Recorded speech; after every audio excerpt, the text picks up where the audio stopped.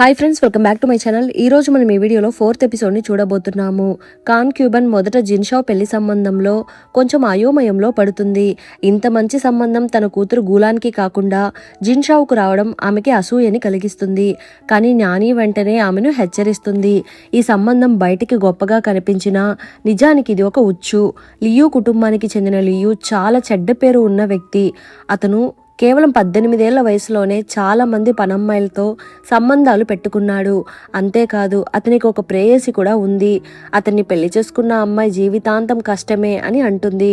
ఆ మాటలు విని ఖాన్ క్యూబన్ కొంచెం సాఫ్ట్గా మాట్లాడుతూ, నాకు జిన్షావ్ పై అంత ద్వేషం లేదు, అలాంటి వ్యక్తికి జిన్షావ్నిచ్చి పెళ్లి చేయడం ఎందుకు అని అంటుంది.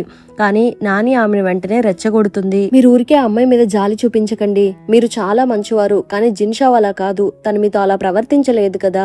అది మాత్రమే కాదు, మాస్టర్ మీకు కేవలం ఏర్పాట్లు మాత్రమే చేయమన్నారు.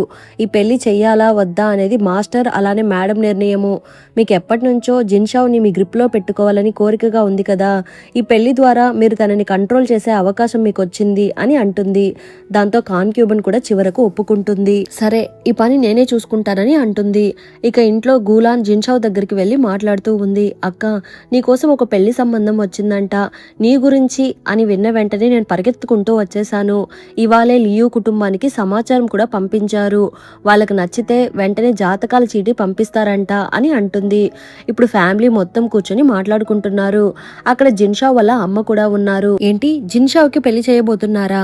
ఆ అబ్బాయి గురించి బాగా ఎంక్వైరీ చేశారా అని అడుగుతున్నారు. ఖాన్ క్యూబన్ వెంటనే లియూ కుటుంబాన్ని పొగడడం మొదలు పెడుతుంది. వాళ్ళు చాలా పాత రాజు కుటుంబానికి చెందిన వాళ్ళు. వారి కుటుంబంలో చాలా మంది పండితులు ఉన్నారు. ఇక మనం మాస్టర్ సెలెక్ట్ చేశారు కాబట్టి అతను మంచివాడే అయి ఉంటాడు అని అంటుంది. నాన్న మాట్లాడుతూ, ఆల్రెడీ అబ్బాయి గురించి నాకు బాగా తెలుసు. అతని ఎగ్జామ్స్ రిజల్ట్స్ కోసం వెయిట్ చేస్తున్నాడు. లియూ ఉపమంత్రి అయితే వాళ్ళ స్థాయి ఇంకా పెరుగుతుందని అంటున్నాడు. అది విన్న జిన్షావ్ వెంటనే అనుమానపడుతుంది. అయితే ఆల్రెడీ సంబంధం మాట్లాడడానికి వాళ్ళ ఇంటికి ఎవరినైనా పంపించారా అని అడుగుతుంది. అవును, పంపించాము అని నాన్న చెప్పడంతో, మీరేం మాట్లాడుతున్నారు నాన్న?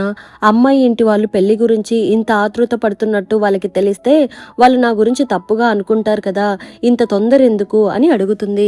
నాన్న కోపంగా, పెళ్లి చేసుకోవడానికి ఆతృత పడేది నువ్వు కాదు, ఇంకా మనమే అమ్మాయి ఇంటి వాళ్ళము, మనమే ముందు వెళ్లి పెళ్లి గురించి మాట్లాడాలి కదా అని చెబుతున్నాడు. దానికి జిన్షావ్ తెలివిగా సమాధానం చెబుతుంది. ఈ పెళ్లికి ముందు మా అమ్మమ్మ ఒప్పుకోవాలి, నన్ను పెంచింది ఆమె, నా పెళ్లి గురించి ముందు ఆమెకే చెప్పాలి అని అంటుంది. నాకు కూడా ఇప్పుడే తెలిసిందమ్మా, నేను ఇంకా మీ అమ్మమ్మకి ఉత్తరం రాయలేదని అమ్మ అంటున్నారు. కానీ నాన్న ఆమె మాటలను పట్టించుకోవడం లేదు. పెళ్లి విషయంలో పేరెంట్స్ నిర్ణయమే ఫైనల్ డెసిషన్ అవుతుంది, మీ అమ్మమ్మకు తర్వాత చెబితే సరిపోతుందని అంటున్నాడు. మీరు మా అమ్మని పెళ్లి చేసుకోవాలి అనుకున్నప్పుడు మీ పేరెంట్స్ కూడా వ్యతిరేకించారు కదా, అయినా మీరు వాళ్ళ మాట వినలేదు, మా అమ్మనే పెళ్లి చేసుకున్నారు కదా, మరి నేనెందుకు మీ మాట వినాలి? అమ్మమ్మ ఒప్పుకోకపోతే నేను కూడా ఈ పెళ్లికి ఒప్పుకోను అని చెప్పి తను అక్కడి నుండి వెళ్ళిపోతూ ఉంది. ఆమె వెళ్ళిపోయిన తర్వాత నాన్న అమ్మతో కోపంగా మాట్లాడుతున్నాడు. నీ కూతురు ఎలా ప్రవర్తిస్తుందో చూసావా? జిన్షావ్ ఇప్పటికే నన్ను అందరి ముందు అవమానించింది. ఇలానే కొనసాగితే ఎవరు ఆమెను పెళ్లి చేసుకోరు, తనకి వెంటనే పెళ్లి చేయాలి అని డిసైడ్ అవుతున్నాడు. అంతేకాకుండా జిన్షావ్ని ఇంట్లోనే బంధించమని ఆదేశిస్తున్నాడు. నాన్న వెళ్ళిపోయిన తర్వాత అమ్మ తన అసిస్టెంట్తో, నాకెందుకో ఈ అబ్బాయి మీద కాస్త అనుమానంగా ఉంది, ఎందుకైనా మంచిది అతని గురించి కాస్త బాగా ఎంక్వైరీ చేసి రమ్మని అంటున్నారు. ఇక్కడేమో మన జిన్షావ్ చాలా కోపంగా ఉంది. అంతలో గూలాన్ అక్కడికి వస్తుంది. అక్క, నీకు ఆ పెళ్లి కొడుకు నచ్చలేదా అని అడుగుతుంది. సడన్ గా వాళ్ళ ఇష్ట ప్రకారం ఎవరిని పెళ్లి చేసుకోమంటే మనం వాళ్ళని పెళ్లి చేసుకోవాలా? కాస్త బయటకు వెళ్ళి అతని గురించి బాగా ఎంక్వైరీ చేయాలని జిన్షావ్ అంటుంది. అంతలో పనావిడ వచ్చి, మాస్టర్ ఆదేశం ప్రకారము మీరు బయటకు వెళ్ళకూడదు, ఎవరైనా మిమ్మల్ని బయటకు పంపితే మాస్టర్ వాళ్ళను కొడతారని అంటుంది. జిన్షావ్ కోప్పడినా దాన్ని బయటకి చూపించదు. జిన్షావ్ వెంటనే గూలాన్ను హెల్ప్ అడుగుతుంది. గూలాన్ రహస్యంగా ఆమెకు సహాయం చేస్తుంది. వేషం మార్చి పని మనిషి గెటప్ లో మన జిన్షావ్ ని బయటకు తీసుకుని వెళ్తుంది. అక్క, మీరు మీ డ్రెస్ తెచ్చుకున్నారు కదా, దాన్ని మార్చుకోండి, నాకు హెల్ప్ చేసినందుకు నాన్న నేను తిట్టారా అని అడుగుతూ ఉంటే, నాన్న ఇప్పటిదాకా నన్ను ఎప్పుడూ పనిష్ చేయలేదు, మీరు నా గురించి ఏం టెన్షన్ పడకండి అని గూలాన్ అంటుంది. ఇక అదే సమయంలో ఖాన్ క్యూబన్ వాళ్ళ పనావిడ మ్యాచ్ మేకింగ్ లేడీకి కాస్త డబ్బులు ఇచ్చి, నేను చెప్పిన మ్యాటర్ని అబ్బాయి వాళ్ళ ఇంట్లో చెప్పే అనేసి ఏదో మ్యాటర్ గురించి చెప్తూ ఉంది. ఇక్కడ వీళ్ళిద్దరూ కలిసి ఒక టీ హౌస్ కి వెళ్తున్నారు. అక్కడ జిన్షావ్ తన మేనేజర్ తో మాట్లాడుతూ ఉంది. మీ అమ్మ అమ్మమ్మ గారికి లెటర్ రాసినట్టు ఉన్నారు. మీ అమ్మమ్మ గారు ఆ అబ్బాయి గురించి ఎంక్వైరీ చేయమని చెప్పి నన్ను ఇక్కడికి పంపించారు. నేను ఆల్రెడీ అతని గురించి ఎంక్వైరీని స్టార్ట్ చేశాను. ఆ మ్యాటర్ గురించి అమ్మమ్మకి చెప్దామని అనుకుంటే ఆవిడకేమో కాస్త హెల్త్ బాగాలేదు. దీని గురించి మీతో చెప్పాలా లేక మీ అమ్మమ్మతో చెప్పాలో నాకు అర్థం కావడం లేదు. ఏంటి, అమ్మమ్మకి హెల్త్ బాగాలేదా? అయితే ఈ విషయం గురించి అమ్మమ్మకి ఏమి చెప్పకండి, మనమే చూసుకుందామని అంటుంది. ఇప్పుడు ఇద్దరు పైకి వెళ్లి VIP ప్లేస్ బుక్ చేసుకుని కూర్చుంటున్నారు. వాళ్ళ పక్కనే చింగ్షువాన్ కూడా కూర్చొని ఉన్నాడు. ఇతను జిన్షావ్ని వాటర్లో నుండి కాపాడి ఇంట్లో వదిలిపెట్టాడు కదా, అతనే ఇతను.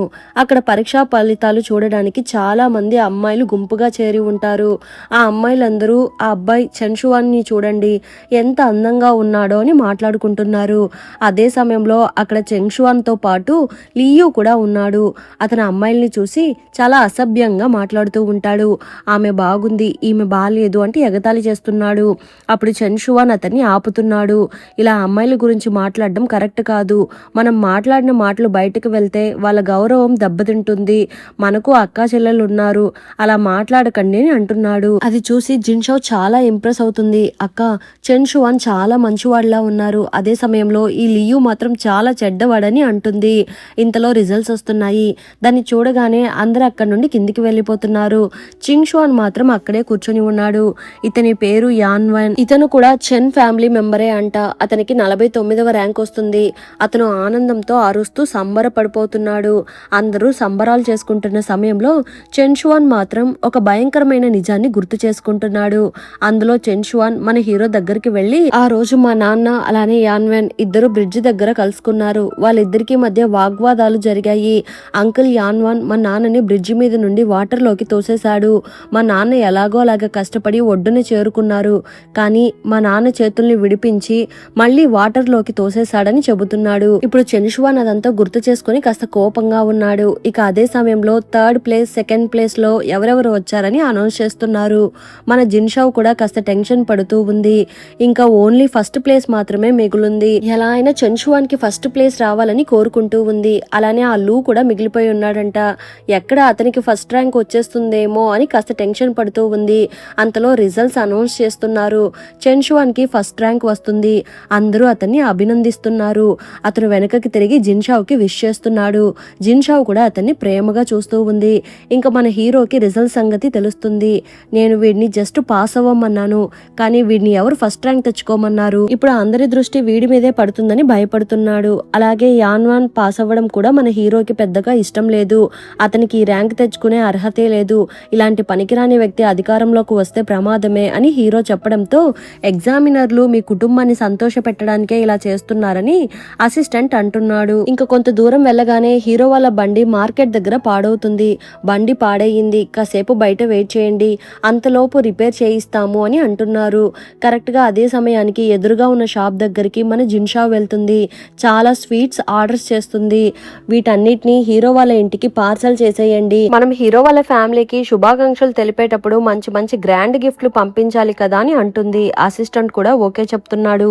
చూస్తే ఆపోజిట్ లో హీరో నిలబడుకుని ఉన్నాడు.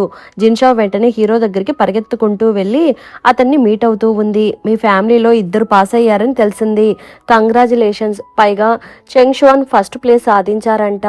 అందుకని నేను చాలా గిఫ్ట్లు రెడీ చేయించాను, వెంటనే మీ ఇంటికి పంపిస్తానని చెబుతూ ఉంది. థ్యాంక్స్ అనేసి హీరో అక్కడే సైలెంట్ గా నిలబడుకుని ఉన్నాడు. వెంటనే జిన్షావ్ అతనికి కొన్ని స్నాక్స్ ఇస్తూ ఉంది. ఈ కేక్ మా షాప్ లోనే తయారు చేశారు, చాలా బాగుంటుంది. ఇది మా షాప్ లో తప్ప బయట ఎక్కడ దొరకదని అంటుంది. చెంగ్ ఒక స్వీట్ ని తీసుకుని జిన్షావ్ కి థ్యాంక్స్ చెప్పేసి అతను అక్కడి నుండి వెళ్ళిపోతున్నాడు. మేడం, మిస్టర్ చెన్ కాస్త అప్సెట్గా ఉన్నట్టు అనిపిస్తుంది. ఇంట్లో 2 పాస్ అయినా ఆయన మొహంలో ఆ హ్యాపీనెస్ కనిపించడం లేదని అంటున్నాడు.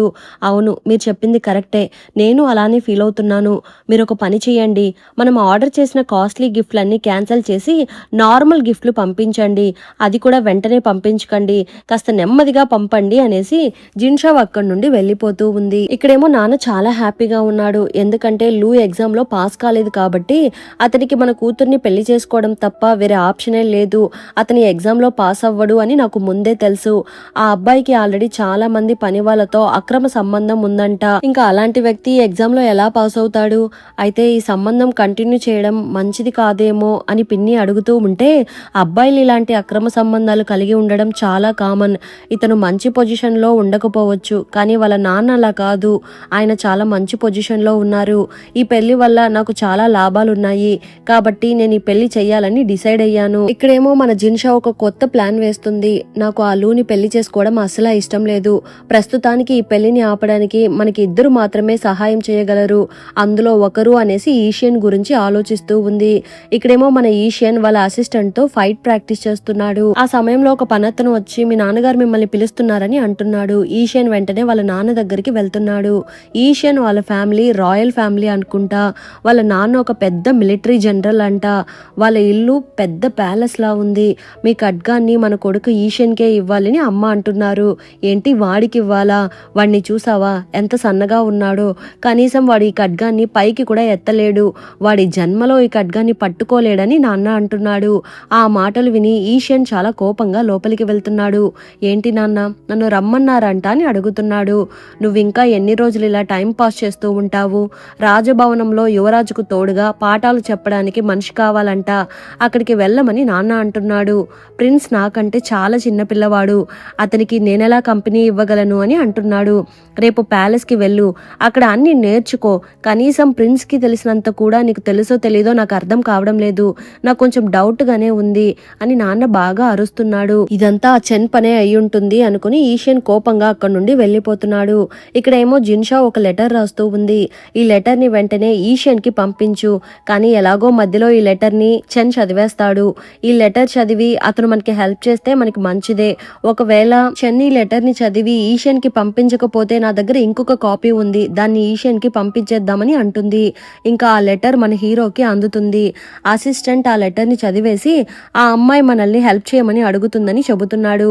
ఆ అమ్మాయి మనల్ని హెల్ప్ అడగట్లేదు, ఈ లెటర్ ఈషియన్కి పంపించింది, నేను వెళ్ళి అతనికి సెండ్ చేసేసి వస్తాను అనేసి అసిస్టెంట్ బయలుదేరబోతున్నాడు. నువ్వు ఇంకా ఇంత అమాయకుడుగా ఉన్నావేంటి? లాస్ట్ టైం ఆ అమ్మాయి పంపిన లెటర్ మీద సీల్ ఉనింది, కానీ ఈసారి లెటర్లో సీల్ లేదు. జస్ట్ ఏదో క్యాజువల్గా పంపించినట్టు పంపింది. ఎందుకంటే మనం ఎలా అయినా ఈ లెటర్ని ఓపెన్ చేసి చదువుతామని ఆ అమ్మాయికి ముందే తెలుసు. ఈ లెటర్ చదివి ఈషియన్ ఆర్ చెన్ ఎవరో ఒకరు హెల్ప్ చేస్తారు అని అలా చేసి ఉంటుంది. ఈ అమ్మాయి బాగా తెలివైంది, బాగా బోల్డ్ కూడా అని మేనేజర్ అంటున్నాడు. అవును, ఈ అమ్మాయి చాలా తెలివైంది, కానీ నేను ఈ అమ్మాయికి హెల్ప్ చేయనని చెన్ అంటున్నాడు. కానీ నేను ఇంత హ్యాపీగా చూసి చాలా రోజులైందని అంటున్నారు. ఓ అవునా అనేసి చెన్ను కూడా నవ్వుతున్నాడు. ఇంకా జిన్షా ఈషియన్కి కూడా లెటర్ పంపిస్తుంది. కానీ ఈషియన్ ఏమో ప్యాలెస్లో యువరాజుకు తోడుగా ఉంటాడు. అతను ప్యాలెస్ని వదిలిపెట్టి బయటకు రావడానికి మినిమం 1 మంత్ టైం పడుతుందంట. ఏంటి 1 మంతా? మనకంత టైం లేదు, ఇప్పుడు ఏం చేయాలి అన్నట్టు జిన్షా ఆలోచిస్తూ ఉంది. ఈషియన్ ఏమో ప్యాలెస్లో యువరాజ్కి తోడుగా ఉంటున్నాడు. ప్రిన్స్ చాలా ఒత్తిడితో ఉండడంతో అతన్ని రిలాక్స్ చేయాలని ఈషియన్ అనుకుంటాడు. అందుకే ఒక కుక్క పిల్లని తీసుకుని వెళ్ళి ఇస్తాడు. ఆ కుక్క పిల్ల ఎవరికి దొరకకుండా అటు ఇటు పరుగులు తీస్తూ ఉంటుంది. ఈషియన్ దానికి ఈజీగా క్లోజ్ అయిపోతున్నాడు. ప్రిన్స్ అది గమనించి ఈషియన్ అన్న మీరు ఆ కుక్క పిల్లని ఇంత ఈజీగా ఎలా ట్రైన్ చేయగలిగారని అడుగుతున్నాడు. ఓ అదా, ఈ బాటిల్లో తేనె ఉంది, దాన్ని చూపించగానే ఆ వాసన పీల్చుకుంటూ కుక్క పిల్ల నా దగ్గరికి పరిగెత్తుకుంటూ వచ్చేసిందని అంటున్నాడు. ఈషియన్ అన్న మీరు చాలా గ్రేట్, బాగా తెలివైన వారు అని ప్రిన్స్ పొగుడుతున్నాడు. అంతలో ఈషియన్కి ఒక లెటర్ వస్తుంది. ఈషియన్ ఆ లెటర్ని చదువుతూ జిన్షాకి ఎంత పొగరు, నన్నే బెదిరిస్తున్నావా అని అనుకుంటున్నాడు. ఇక ప్రిన్స్ చదువు మానేసి ఆటల్లో మునిగిపోతున్నాడు. అప్పుడే చెన్ అక్కడికి వస్తున్నారని చెప్పడంతో అందరూ ఎవరి ప్లేసుల్లోకి వాళ్ళు వెళ్ళి కామ్గా కూర్చొని చదువుకుంటున్నట్టు యాక్టింగ్ చేస్తున్నారు. కానీ ఒక కాయిన్ కింద పడిపోయి ఉండడం చెన్ గమనిస్తున్నాడు. దొరికిపోయాంరా అన్నట్టు ఈషియన్ తలబాదుకుంటున్నాడు. మీరు తప్పు చేశారు ప్రిన్స్, నేను మీకు ఇప్పుడు పనిష్మెంట్ ఇచ్చి తీరాలి, చేతులు చాపండి, ఈ బెత్తంతో 3 దెబ్బలు తినండి అని అంటున్నాడు. మార్నింగ్ నుండి క్రౌన్ ప్రిన్స్ చదువుతూనే ఉన్నారు, ఇప్పుడే కాసేపు ఆడుకున్నారని ఈషియన్ అడ్డుపడుతున్నాడు. ఇలా చూడండి, మార్నింగ్ నుండి చదివారు, ఇప్పుడు ఆడుకుంటున్నారు అని చెప్పడానికి ఇతనేమి నార్మల్ పర్సన్ కాదు. ఈయన ఈ రాజ్యానికి యువరాజు, అతను ఎంత బాధ్యతగా ఉండాలో మీరు కూడా అర్థం చేసుకోండి అని చెబుతున్నాడు. అయినా పర్లేదు, మీరు యువరాజుని పనిష్ చేయకూడదు, అతనికి బదులుగా నన్ను శిక్షించండి అని అంటున్నాడు. అప్పుడు చెన్ అతనికి 30 కొరడా దెబ్బలు శిక్ష వేస్తున్నాడు. యువరాజును సరిగా నడిపించలేకపోయాడు అయిపోయావని అంటున్నాడు. నా మీద పగ తీర్చుకోవడం కోసమే నువ్వు ఇలా చేసావు కదా, నీ సంగతి తర్వాత చెప్తానని ఈషన్ అనడంతో మీకు మరో 30 దెబ్బలు కావాలా అని చెన్ అడుగుతున్నాడు. వద్దొద్దు అనేసి ఈషన్ అక్కడి నుండి వెళ్లిపోతున్నాడు. ఆ దెబ్బలు చూసి క్రౌన్ ప్రిన్స్ కాస్త భయపడిపోతున్నాడు. ఇంకా మీదట బుద్ధిగా చదువుకుంటానని అంటున్నాడు. ఇక క్రౌన్ ప్రిన్స్ కి బాయ్ చెప్పేసి చెన్ అక్కడి నుండి వెళ్లిపోతున్నాడు. ఆ తర్వాత బండిలో వెళ్తూ మేనేజర్ చెన్నుతో మాట్లాడుతూ మీరు ఎప్పుడు ఇలా బిహేవ్ చేయలేదు, ఎవరిని కొట్టేవారు కాదు, ఎందుకు ఇలా చేశారని అడుగుతున్నాడు. చెన్ అతనికి నిజం చెబుతూ ఆ శిక్ష కావాలనే వేశానని అంటున్నాడు. ఇలా చేస్తే ఈషన్ మెడికల్ లీవ్ తీసుకుని ప్యాలెస్ నుండి బయటకు రావచ్చు, అలానే జిన్షావ్కి కూడా సహాయం చేయగలడని చెబుతున్నాడు. ఓహో, అయితే మీరు హెల్ప్ చేసింది ఈషియన్కి కాదు, అతను జిన్షావ్కి హెల్ప్ చేయాలి కాబట్టి మీరు అతనికి హెల్ప్ చేశారు, మీరు సూపర్ అని అంటున్నాడు. చెన్ను నవ్వుకుంటూ అక్కడి నుండి వెళ్తున్నాడు. ఇక్కడేమో జిన్షావ్ వాళ్ళ పని పిల్లతో మాట్లాడుతూ ఉంది. వాళ్ళకి అసలు బుద్ధి లేదని ఎవరినో తిడుతూ ఉంది. కరెక్ట్గా ఈషియన్ లోపలికి వస్తున్నాడు. ఎవరిని తిడుతున్నావని అడుగుతున్నాడు. ఆ మాట విని ఇద్దరు షాక్ అయిపోతున్నారు. మీరు లోపలికి ఎలా వచ్చారు, వచ్చే ముందు ఇన్ఫార్మ్ చేసి రావాలని మీకు తెలియదా అని అడుగుతూ ఉంటే ఆల్రెడీ నిన్ను ఇంట్లో బంధించి ఉంచారు, నిన్ను మీట్ అవ్వడానికి ఎవరికి పర్మిషన్ కూడా లేదు, నేనే గోడ దూకి మీ ఇంట్లోకి వచ్చానని చెబుతున్నాడు. ఓకే, నువ్వు బయటకు వెళ్ళి ఎవరు లోపలికి రాకుండా చూసుకో అని చెప్పి పని పిల్లని బయటకు పంపించేస్తుంది. నాకు టీ ఇవ్వు అని ఈషియన్ ఆర్డర్ వేస్తున్నాడు. జిన్షావ్కి అతని హెల్ప్ అవసరం కదా, అందుకని తను కూడా టీ ఇస్తూ ఉంది. ఈ పెళ్లి చేసుకోవడంలో నీకేం ప్రాబ్లం అని అడుగుతున్నాడు. మా నాన్న ఎంత ఒత్తిడి చేసినా నేను లీ కుటుంబంలో పెళ్లి చేసుకోను, నా జీవితం నా భవిష్యత్తు కాపాడుకోవడానికి నేను ఎంత పెద్ద గొడవైనా చేస్తానని ధైర్యంగా అంటుంది. ఈషియన్ జిన్షావ్ మాటలు విని ఆశ్చర్యంగా ఆమెనే చూస్తూ ఉన్నాడు. ఎందుకంటే ఆ కాలంలో చాలా అమ్మాయిలు కుటుంబం చెప్పిన పెళ్లికే ఒప్పుకునేవాళ్ళు, కానీ జిన్షావ్ మాత్రం తన జీవితాన్ని తనే నిర్ణయించుకోవాలని అనుకుంటుంది. ఆమె కళ్ళల్లో భయం కంటే ధైర్యమే ఎక్కువ కనిపిస్తుంది. ఈషియన్ సరదాగా నవ్వుతూ నువ్వేదో కాస్త అందంగా పుట్టావు, లేకపోతే నీ నోటికి నిన్నెవరు పెళ్లి చేసుకుంటారు, నువ్వు నిజంగా పెద్ద సమస్యలు సృష్టించే అమ్మాయివే అని అంటున్నాడు. అంతటితో ఎపిసోడ్ ఎండ్ అయింది. మళ్ళీ నెక్స్ట్ ఎపిసోడ్లో కలుద్దాం. ఎపిసోడ్ ఎలా ఉండిందో తప్పకుండా కమెంట్ చేయండి. ప్లీజ్ సపోర్ట్ చేయండి. Thanks for watching.